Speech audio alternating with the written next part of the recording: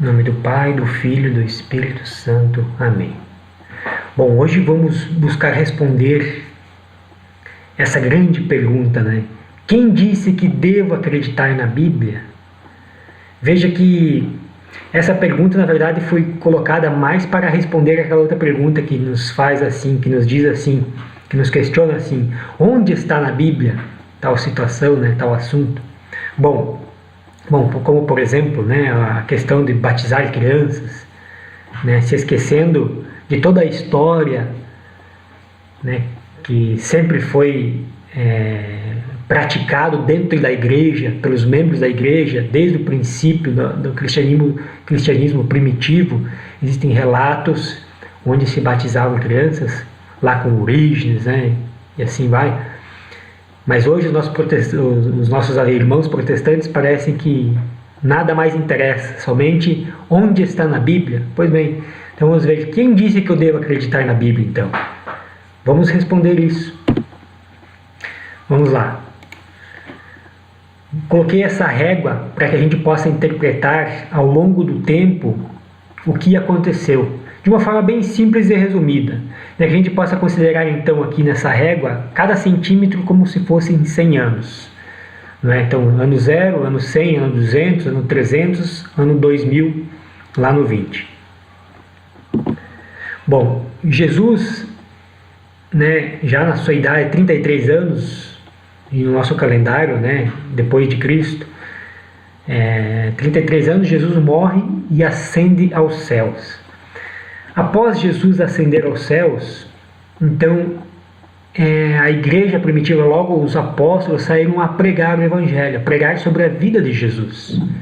Perceba que uma pequena questão que a gente pode fazer já inicial é como é que era feito essa pregação, como é que era feita, né, a incursão dos apóstolos nos povoados onde eles chegavam. Será que eles tinham algum livro debaixo do braço? Será que eles tinham algum material? Ou eles tinham gravado na memória? Bom, tudo leva a crer que inicialmente, basicamente, eles não tinham nada. Né? Certamente é evidente que existiam cartas, pergaminhos, rolos, né, na época, sobre a fé. Mas era de muito difícil acesso, muito difícil de manter. Você imagine um livro do jeito que a gente tem hoje, né, para se formar, para se escrever uma carta na época, né, eram poucas pessoas que detinham tal conhecimento, tal estrutura, e se demoravam meses, até anos, né? Então, a fé era pregada de forma oral, certo? Então, isso durou por 300, quase 400 anos dentro da igreja. Então, todas as 8 gerações, se a gente considerar de 50 em 50 anos, 8 gerações passaram-se recebendo a fé por tradição, por forma oral. Um ensinando ao outro, deixando como herança, né, a fé de forma oral.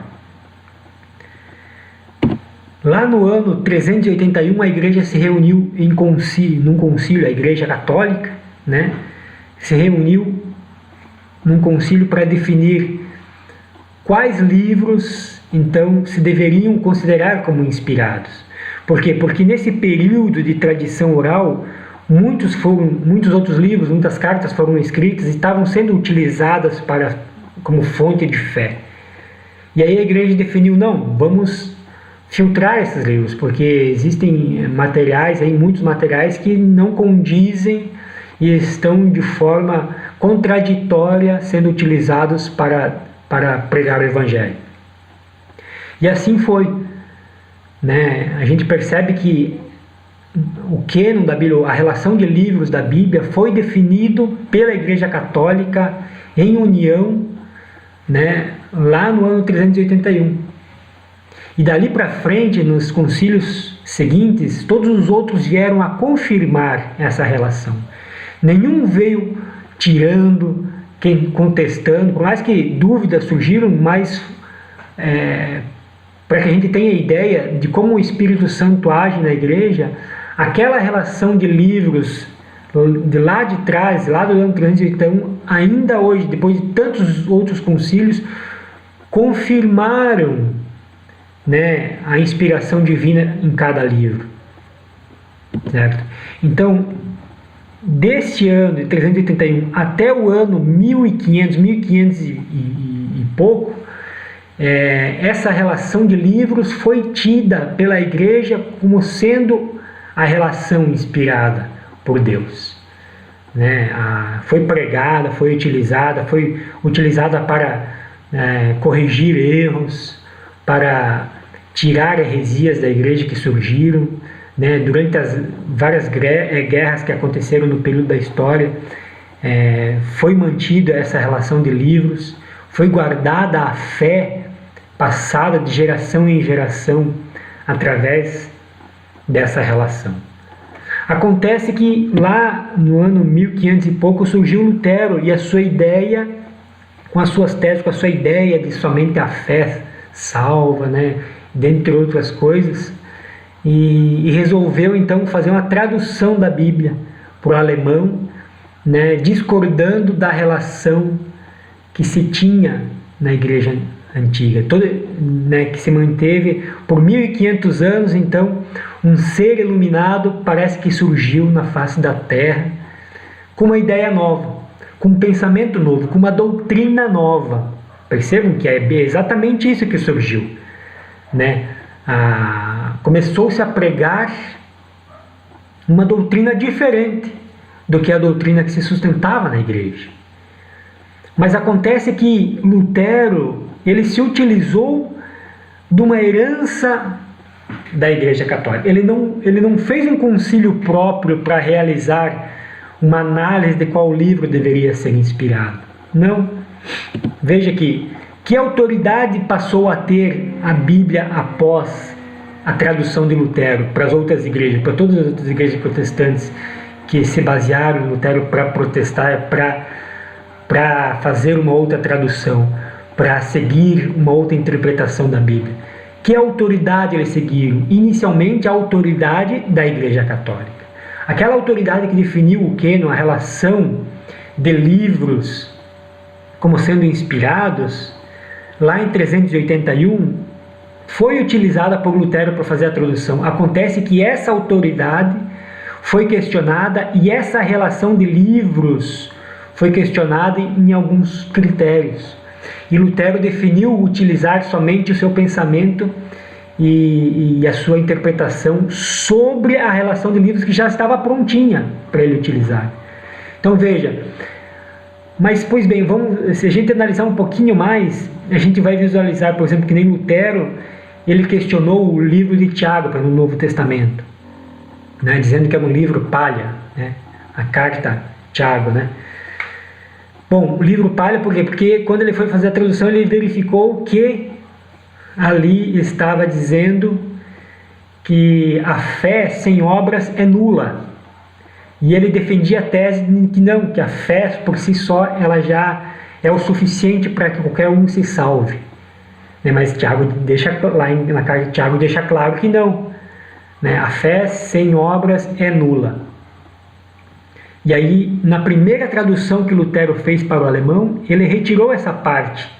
Vocês vejam como é a malícia, né? Como é a malícia daquele que quer distorcer a palavra de Deus, daquele que é soberbo e arrogante ao ponto de chegar a contestar, né? A já não ter mais, né? A extirpar o temor de Deus da sua alma, né? E se colocar como um ser iluminado. Então, quando ele chegou nessa parte, ele retirou na primeira versão da tradução para o alemão essa parte, depois os luteranos voltaram atrás, colocaram essa parte de volta. Mas que autoridade que continuaram seguindo, então, esses outros?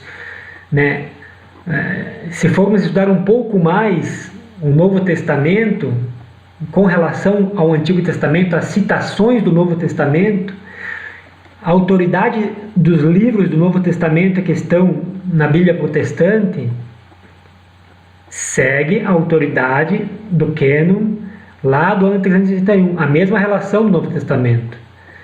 Mas o Antigo Testamento não. eles dizem que não, a autoridade da Igreja Católica não serve, nós precisamos seguir o cânon diferente, o cânon dos judeus. Né? A lista autorizada pelo que os judeus, depois do ano 90 depois de Cristo, resolveram tirar, né, a versão da Septuaginta, não, porque a versão da Septuaginta, que era a versão grega do Antigo Testamento, que a Igreja Católica assumiu no ano 381, os protestantes questionaram e resolveram não utilizá-lo. Mas acontece que, vejam como o erro se apresenta claramente. A versão do Novo Testamento que os protestantes utilizam, as citações do Novo Testamento são as citações que referenciam para a Septuaginta, a versão grega. Então, o texto que está lá, por exemplo, quando Jesus faz alguma citação no Antigo Testamento, ele cita, né, a versão da Septuaginta, exatamente no modelo da Septuaginta. Mas, se você for pegar o Novo Testamento na citação do protestante e pegar a versão do Antigo Testamento, não vai estar igual. Por quê? Porque eles mudaram.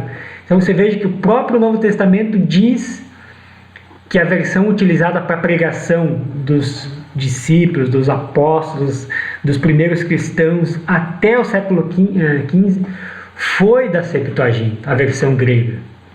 Todos os cristãos se basearam na Septuaginta, menos os protestantes. Nossa, que ser iluminado, né?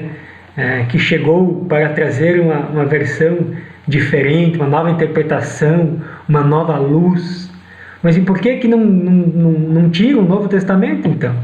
Porque o Novo Testamento cita a Septuaginta, cita a versão, né, que o Espírito Santo deu como inspirada para a igreja. Então vocês vejam que os erros só tendem a crescer. Quanto mais você for pesquisar na história, ver as incoerências na relação Novo Testamento, Antigo Testamento, né, da versão mesmo protestante, você vai ver que é totalmente incoerente, não se sustenta as novas versões, a sua pregação, não se sustenta, não é?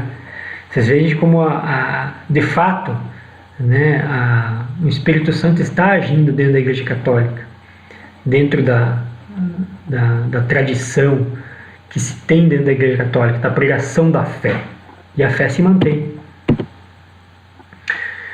De fato, não há dois evangelhos, há apenas pessoas que semeiam confusão entre vós e querem perturbar o evangelho de Cristo. São Paulo já alertava lá a carta aos Gálatas, né, sobre as pessoas que vêm para criar divisão, criar confusão no meio da igreja, né?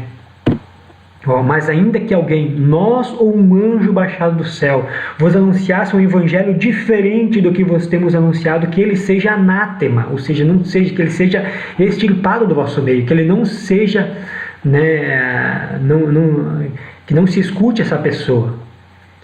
Por quê? Porque ele vai semear confusão, né? Imagine a pessoa vir falando algo diferente do que foi repassado pelos apóstolos, pelos discípulos, por aqueles que passaram a fé inicialmente. Repito aqui o que acabamos de dizer: se alguém pregar doutrina diferente da que recebeste, seja ele excomungado. Foi isso que aconteceu com Lutero. Ele estava criando confusão, pregando uma nova doutrina, uma doutrina diferente que causa um mal tremendo para as almas das pessoas. E infelizmente muitos caíram, muitos continuam caindo nos dias de hoje. Mas não dentro da Igreja Católica. Dentro da fé, a fé católica permanece a mesma. Permanece a mesma dos apóstolos, dos discípulos dos apóstolos, né, que receberam de Jesus, que foi passado de geração em geração, continua a mesma. Tanto que os ensinamentos, né, dos primeiros cristãos, os documentos estão na Igreja Católica. Você vê algum protestante se referenciar a uma carta, por exemplo, de Orígenes, que era do primeiro século, né, de um primeiro cristão que pregava lá no século I, no século II, no século III, no século IV, no século V, né? Santo Atanásio, Santo Antão, Santo Agostinho, são todos cristãos lá dos primórdios da igreja. Vocês veem os ensinamentos deles sendo pregados? Não, por quê? Porque os ensinamentos deles são ensinamentos da igreja, não são outros ensinamentos, sempre foram os mesmos que são até hoje, e não mudam. Então, no que você quer acreditar? Você quer acreditar na doutrina de Jesus, dos apóstolos, dos seus discípulos, ou de quem? Né? De um ser baixado do céu, de um ser iluminado que surgiu no século XV e que nem dele hoje as igrejas mais se entendem, né? Da divisão só se colheu divisão, né? Ou seja, pelos frutos reconhecereis a árvore, dizia Jesus. Qual é o fruto da divisão? Não é mais divisão? É por isso que se tem mais de 30 mil igrejas protestantes, nenhuma tem a mesma fé da outra, né? Tem que divergir em algo, tem que divergir da outra. Então, a igreja está de portas abertas, a igreja católica, a igreja de Cristo está de portas abertas para todos, né? Que essa oportunidade não passe por nós em vão. E que a bênção de Nosso Senhor nos abençoe, nos leve, né, todos unidos numa mesma fé, na fé de Nosso Senhor Jesus Cristo rumo ao céu. Que nós possamos continuar reunidos em nome do Pai, do Filho e do Espírito Santo. Amém.